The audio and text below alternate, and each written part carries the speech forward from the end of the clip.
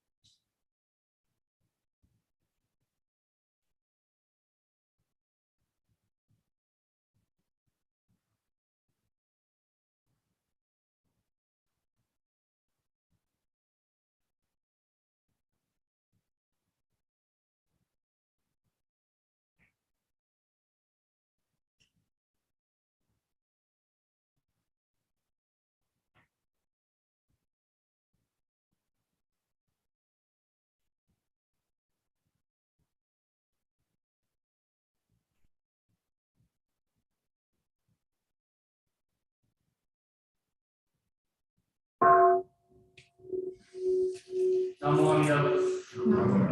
Namo Amida Butsu. Namo Amida Butsu.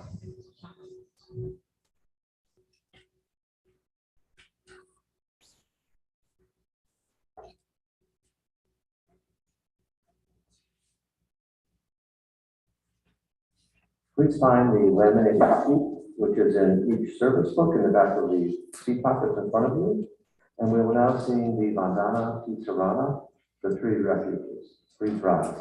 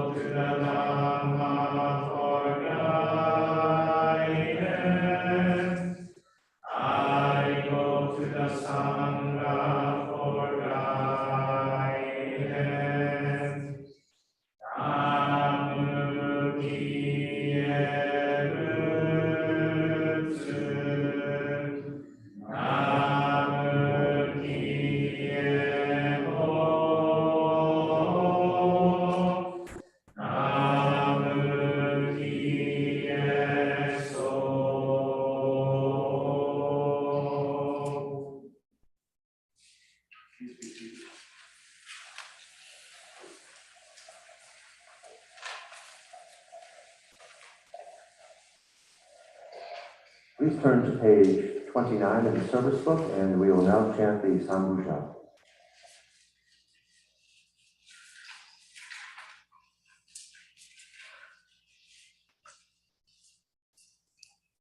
Om.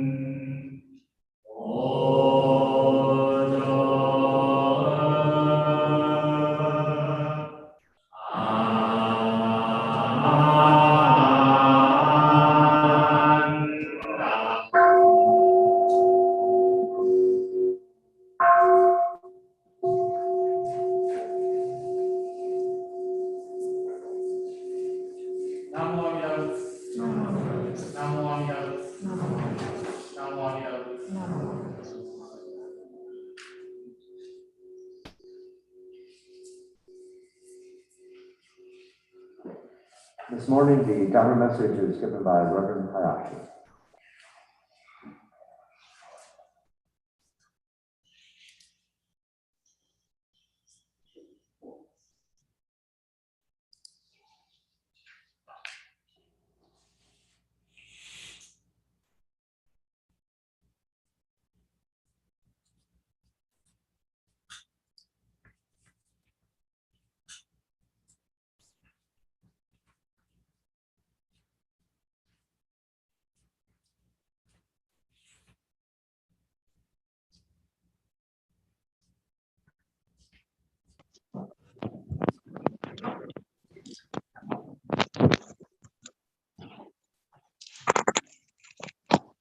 morning, everyone.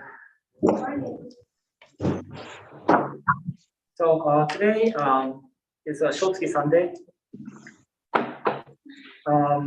So Shotsuki is a monthly memorial service, which is conducted on or near the first Sunday of each month.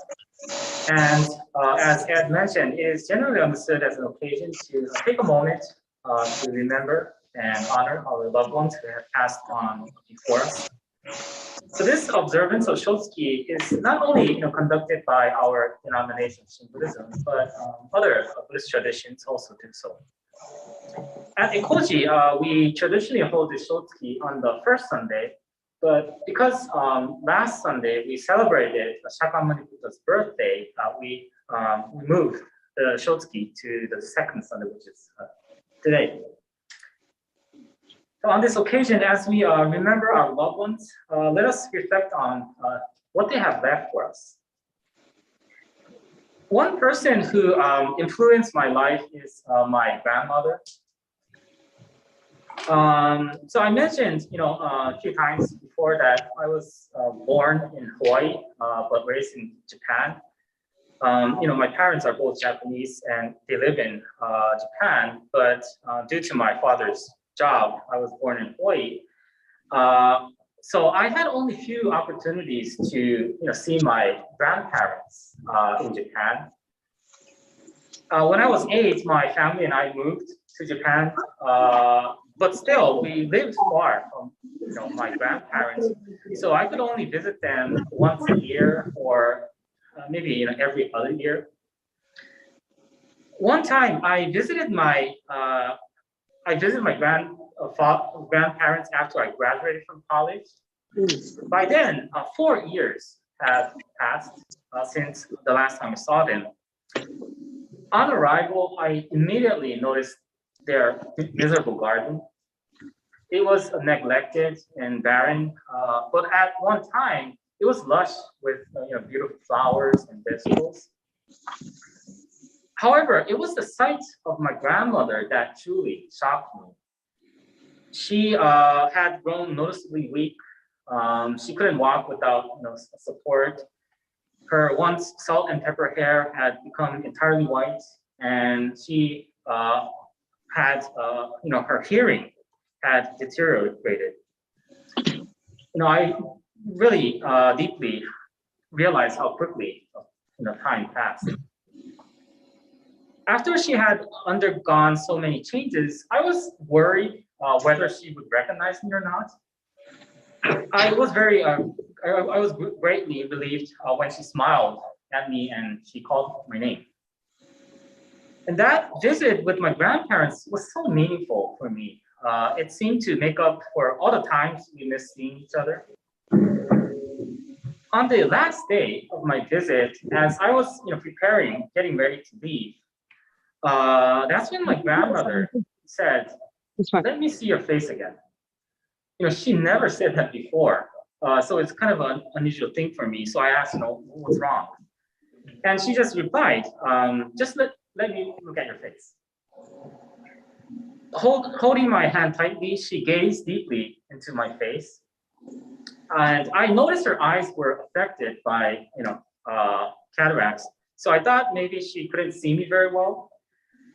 So she held my hand for a while. And when I said I had to go, she just simply said "sayonara" in Japanese, and that was the last time I ever saw her. As a young man, I thought it was odd for my grandmother to insist on holding my hand and looking at my face for a long time.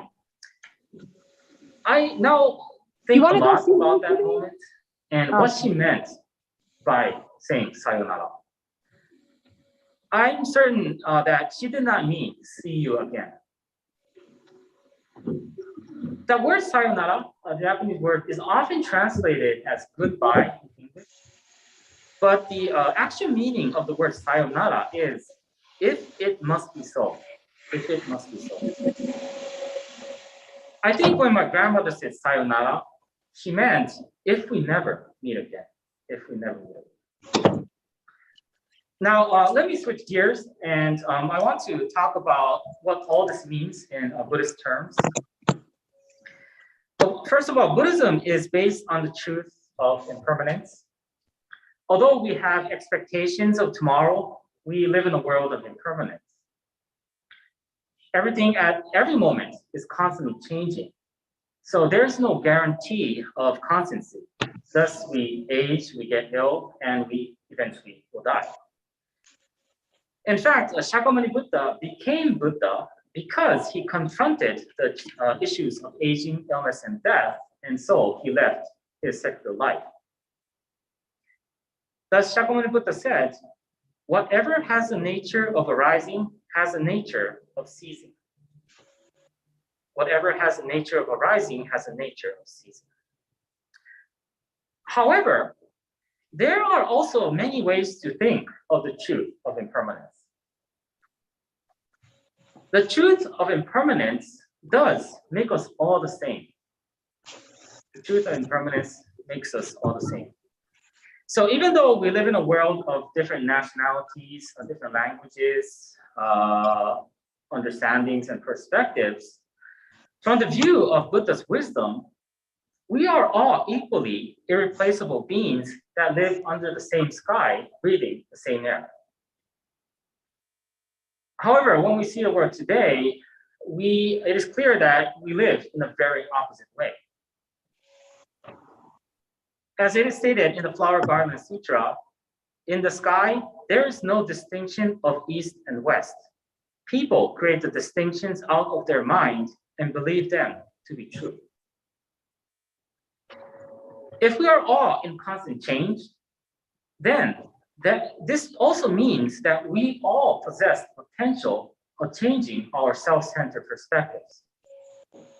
We can choose to make a change in our perspective from separation to unification, from separation to unification. Moreover, we want to do this because to the extent we all exist together in a world of impermanence, that everyone is in constant change, so we are not essentially different regardless of our superficial differences. There's a saying, under the skin, we are all bones. Therefore, by seeing how we and others are all impermanent, we can see how we are all connected on a much deeper level. Thus, by truly understanding the reality of impermanence, we can experience deep compassion for others by seeing how we are all impermanent and irreplaceable. When I look back, I believe this is the guidance of my grandmother, and I feel very fortunate to share with you today. In conclusion, I would like to quote from Shakyamuni Buddha. Please join me in Gasso. All conditioned things are impermanent. When one sees this with wisdom, one turns away from suffering. Namo Amida Butsu. Namo Amida Butsu. Namo Amida Butsu. Namo Amida Butsu.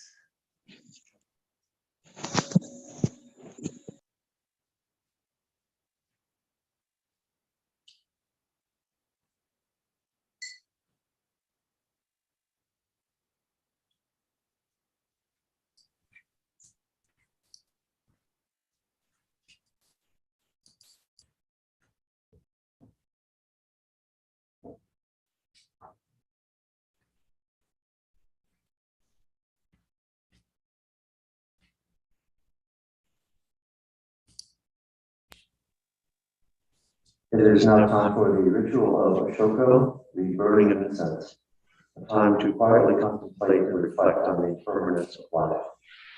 We recently restarted burning incense, which involves drawing incense from a shared bowl, and we understand that individual comfort levels may differ. We offer this option to those who are comfortable doing so, but note that this ritual is not required. We invite you to come forward to the front of the table and offer Gassho. And should you wish, place any dana, which is our offering of gratitude, to the Buddha, the Dharma, and the Sangha in the bowl on the table.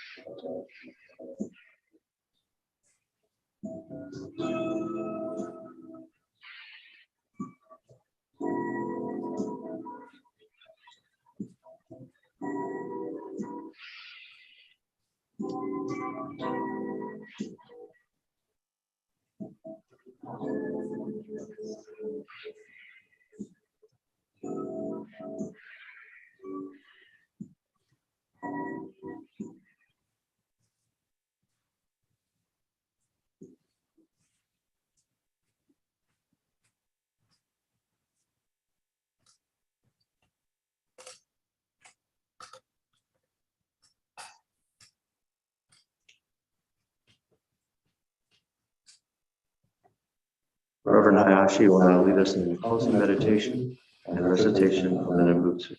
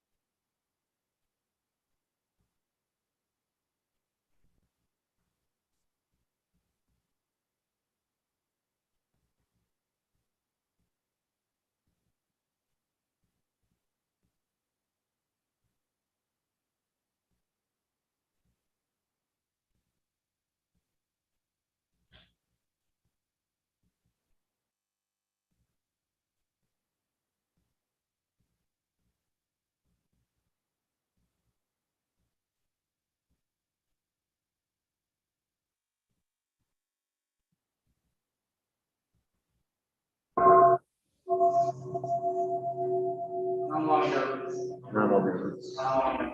Namo. Namo.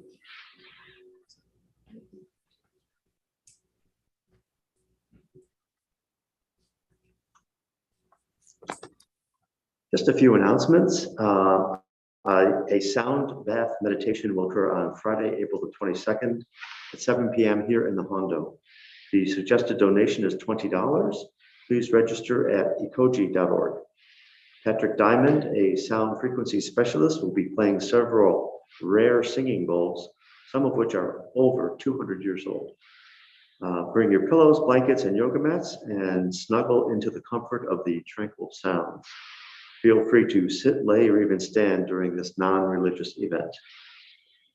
Weekly meditation continues on Thursday evenings at 7:30 p.m. here in the Hondo, hosted by Frank Swithers and Roger Scott. No registration is needed. Come as you are. Ekoji is hosting an open house on Saturday, April the 23rd from 12 noon to 3 p.m. and all are welcome. Members, including our resident minister, Reverend Hayashi, will be on hand to offer temple tours and answer questions regarding Shin Buddhism. Please invite your friends. And join our Dharma discussion group following this service. Just pull up a chair over by the computer. Also, planning for Abone 2022 is underway, and your help is needed. The next committee meeting is scheduled for Saturday, April the 30th at 8 a.m. in the Ekoji Zoom room. Your attendance is greatly appreciated and will ensure you play a leading role in this fun community event. Please visit our volunteer sign-up page for additional details. Thank you.